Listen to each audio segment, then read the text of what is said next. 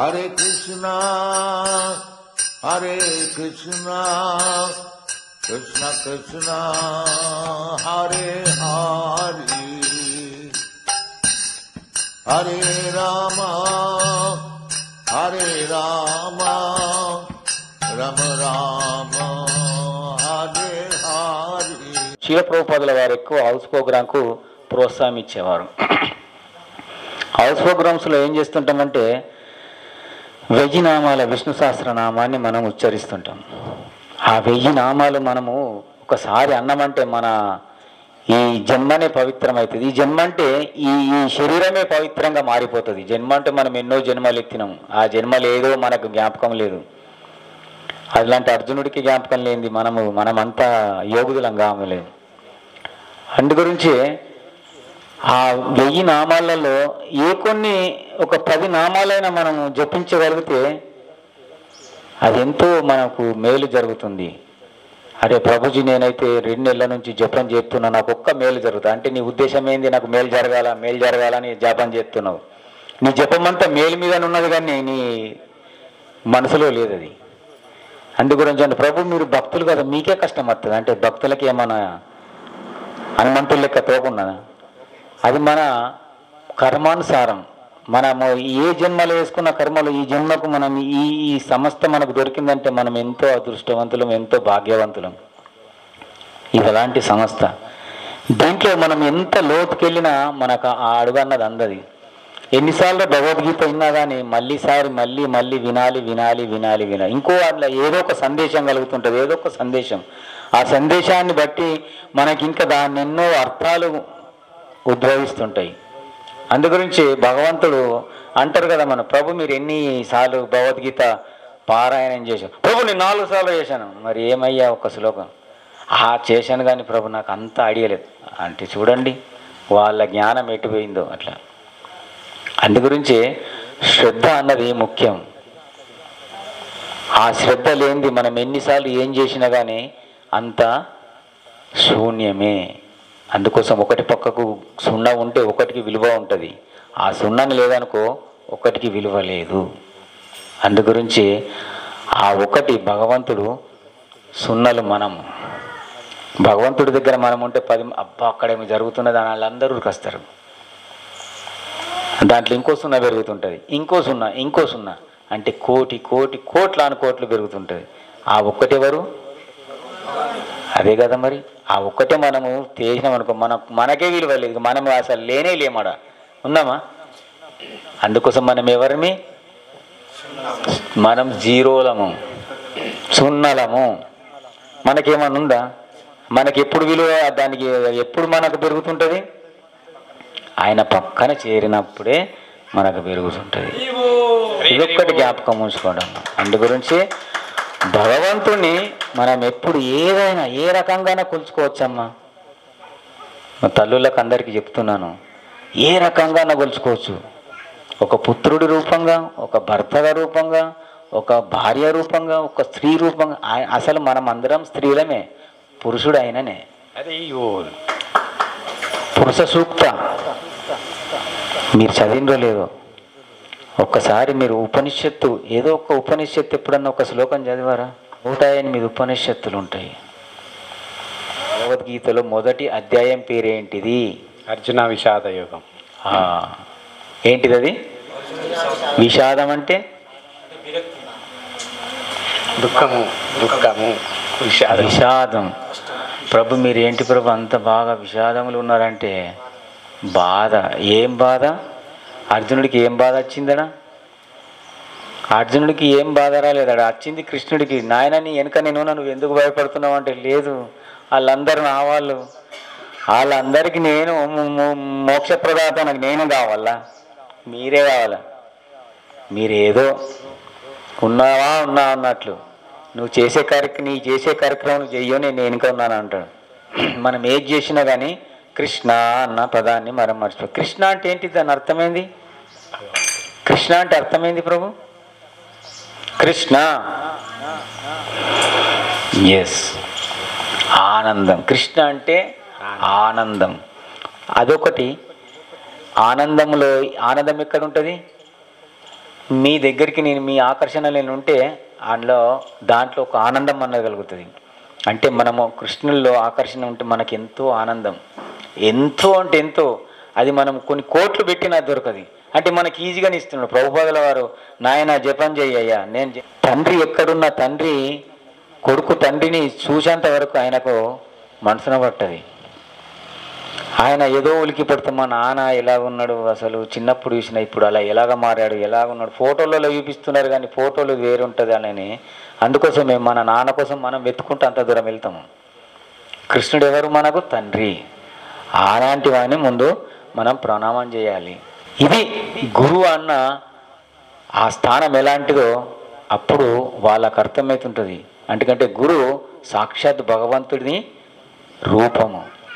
ఆ రూపాన్ని మనము ఏదో గురు ఇదే కాదు, ఆ చిన్న చూపు మనలో అది మనకు పెద్ద భయంకరంగా మన హృదయాన్ని మన మనసుని కలిగిస్తుంటుంది అన్నట్లు. అందు గురించి గురువు అంటే ఆయనకు ఎనలేని ప్రేమ మనం చూపించాల. అప్పుడే మనం ఇప్పుడు ఒకసారి చూసినామా తర్వాత మనం చూడకుండా మనకు ఆయన దృష్టిలో మనం ఉండిపోతాము. ఏ గురువు అయినా కానీ పొద్దున బ్రహ్మముహూర్తం రోజున 3:30కు ఆయన శిష్యుల గురించి అందరి గురించి శ్రీమతి రాధారానికి అర్పిస్తుంటాడు అన్నట్లు. అంటే కృష్ణుని మనము సొంతంగా మనము డైరెక్ట్ పోయి ఆకర్షించరాదు. శ్రీమతి రాధారాణి పర్మిషన్, ఆమె కృప వల్లనే మనం కృష్ణుడు మనకు కలుగుతాడు. లేకుంటే ఆమె కృప లేనిది మనం ఏది వేయలేము. అందుకోసమే శ్రీమతి రాధారాణి కృప ఈజీగా రాదు. మనం ఎంతో తపన సాధన అన్నీ చేయాలి, అప్పుడే దొరకచ్చు. ఆత్రాశూరామహేశ్వాస భీమార్జున సమాయధి. ఆత్రాశూరామహేశ్వాస భీమార్జున సమాయుధి. ఆత్రాశూరామహేశ్వాస భీమార్జున సమాయుధి. ఆత్రాశూరామహేశ్వాస భీమార్జున సమాయుధి. ఆత్రాశూరామహేశ్వాస భీమార్జున సమాయుధి.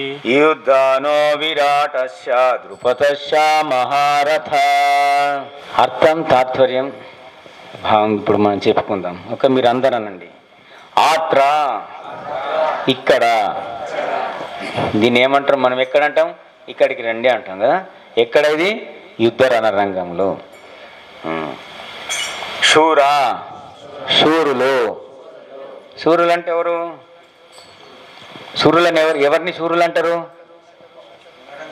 యుద్ధ రణరంగంలో ఉన్నవారిని శూరులు. ఎందుకంటే వాళ్ళు యోధులు కాబట్టి మనం యోధులం కాదు కాబట్టి మనం ఎవరిని ఒక సైనికుడిగా మనం ఉంటాము, లేకుంటే వాళ్లకు సైనికుడిగా సేవకుడిగా ఉంటాం.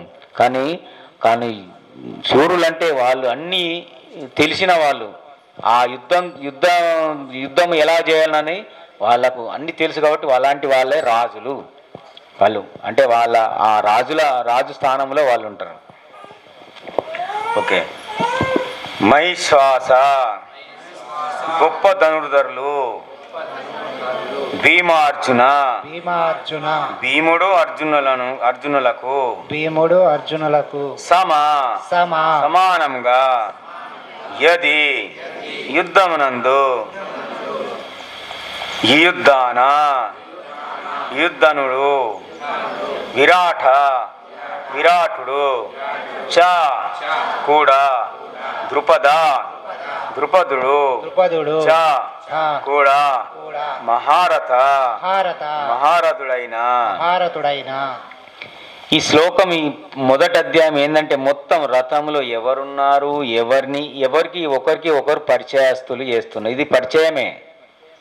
ఎవరున్నారు, ఎవరు వచ్చారు, ఎవరికంటే ఎవరు గొప్ప. ఇక్కడ ఈ సైన్యంలో భీమార్జునులతో సమానంగా యుద్ధం చేయగలిగే శూరులైన ధనుర్ధరులు చాలామంది ఉన్నారు. యుద్ధానుడు, విరాటుడు, ద్రుపదుడు మొదలగు వారు అటువంటి మహాయోధులు. ఇక్కడ ఈ సైన్యంలో భీమార్జునులతో సమానంగా యుద్ధం చేయగలిగే శూరులైన ధనుర్ధులు చాలామంది ఉన్నారు. యుద్ధానుడు, విరాటుడు, ద్రుపదుడు మొదలగు వారు అటువంటి మహాయోధులు. చాలా అంటే దీంట్లో అందరూ, కానీ అందరికన్నా గొప్ప అన్నీ తెలిసిన వాళ్ళు ఎవరు? ద్రోణాచార్యుడు. ఆయనను మించింది ఇంకా లేరు. కానీ ఆయన ద్రోణాచార్యుడు ఎవరికి గురువు? ఎవరికి? దాంట్లో అందరిలో ఎవరున్నారు? అర్జునుడు కూడా. కృష్ణుడు ఇలా ఉంటాడు. అర్జునుడు కూడా గురుడు. కానీ యుద్ధంలో ఎవరున్నారు అక్కడ? ద్రోణాచార్యుడు, ద్రుపదుడు, దుర్యోధనుడు అందరున్నారు. కానీ నేను మీ దగ్గర నేర్చినప్పుడు నేను బాణం తెచ్చి మిమ్మల్ని చంపు అంటే అసలు సాధ్యం అవుతుందా? అదే ఏమంటున్నాడు అర్జునుడు, ఏ కృష్ణ, ఇదెక్కడి న్యాయము? నా పరివారందరు ఇక్కడ, నా సాక్షాత్ నాకు నేర్పిన విద్యలు నేర్పిన గురువుగారు ఉన్నారు. కానీ కృష్ణుడు అప్పుడు ఒకటే అంటాడు, వాళ్ళందరూ ఎప్పుడో వెళ్ళిపోయారు, వాళ్ళందరూ నీ ముందట ఒక బొమ్మ మాదిరిగానే నిల్చున్నారు. కానీ నువ్వు చేసేది ఒక చిన్న ప్రాక్టికల్గా ఏదో నువ్వు యుద్ధం చేస్తున్నావు అన్న ఆ పదమే తప్ప నీకు దాంట్లో దోషాలు ఏమీ రావు అన్నాడు. అయినా అర్జునుడికి సంకోచమే, నాతోని కాదు. ఇదంతా 6వ అధ్యాయం మొత్తం అయిపోయేదాకా ఇదే ఉంటుంది, నాతోని కాదు. అప్పుడు మనం ఇక్కడ తెలుసుకునేది ఏంటంటే, అసలు ప్రభుజీ వీళ్ళందరూ పెద్ద పెద్ద యోధులు ఉన్నారు. యుధానుడు, ఇప్పుడు మనం అంటాం కదా యుద్ధానో అంటే అది ఒక రాజు పేరు. యది అంటే ఇప్పుడు యది అన్నప్పుడు ఒక యుద్ధము జరిగే ఆ ప్లేస్ అన్నట్లు. సంస్కృతానికి తెలుగులో అనువాదిస్తే కొన్ని మనకు అర్థం కాని కూడా కొన్ని ఉంటాయి. అందుగురించి మనం ఈ భగవద్గీతలో మనం ఎంతవరకు స్పష్టంగా మనం చదువుతూ పోతే మనం సంస్కృతం కూడా మనకు ఈజీగా అర్థమవుతుంటుంది. ప్రభు నేను సంస్కృతం కోర్సు చెయ్యాలా కదా అంటే అది దేనికోసం అంటే, ఎవరు చేస్తారంటే, మనము ఒక పుస్తకాన్ని ప్రభుపాద వారి పుస్తకాన్ని మనం కలగాలంటే అప్పుడు మనకు సంస్కృతం కావాలి, అనువాదించాలి కదా. దాంట్లో మనం కొన్ని అనువాదాలు ఉంటాయి. ఇప్పుడు ఈ భగవద్గీత ఉన్నది, ఈ భగవద్గీతలు అనువాదించిన వారు ఎవరు చెప్పగలుగుతారా? దీన్ని ప్రభుపాదుల వారు ఇంగ్లీష్లోనే బెంగాలీలో ఉన్నది, ఇంగ్లీష్ బెంగాలీలో ఉన్నది. కానీ దాన్ని అనువాదించిన వారు ఎవరు? ఇది మనకి ఇట్లా అనువాదించి ఇచ్చిన వాళ్ళు ఎవరు? అందుకోసం అంటాం మనం భగవద్గీత ముందు ముఖ్యంగా మనం చదివే ముందు ఈ మొదటి నుంచి మనం అన్నీ చదువుతూనే పోవాలా. లేదు నేను డైరెక్ట్ 1వ అధ్యాయంలోకి వెళ్తుంటే ఉద్బోధఘాతం అంటారు. ఉద్బోధఘాతం అంటే దీంట్లో ఉన్నాయని ఆ ఉద్బోధఘాతంలో వివరిస్తుంటారు అన్నట్లు. మనము మంత్రాలు, గురుమంత్రము, మనం అక్షరాలు తక్కువైన సరస్వతి మంత్రం అన్నీ ఉంటాయి. కానీ ఆ అన్నిటికి ఎందుకంటే మనము ముందుగానే ప్రణామిలుతుంటాము, ఏదైనా నా తప్పులో ఏదైనా చిన్న అక్షరం తప్పువైనా నన్ను క్షమించు అని. మేము డైరెక్ట్ నేను ఇక్కడి నుంచి చదువుతుంటే అది మన బుర్రకి ఎక్కది. ఎవరు మనకు అంకితం ఇచ్చారు? శ్రీల బలదేవ విద్యాభూషణులు ఆయన తిథి కూడా మనం జరుపుకుంటాము.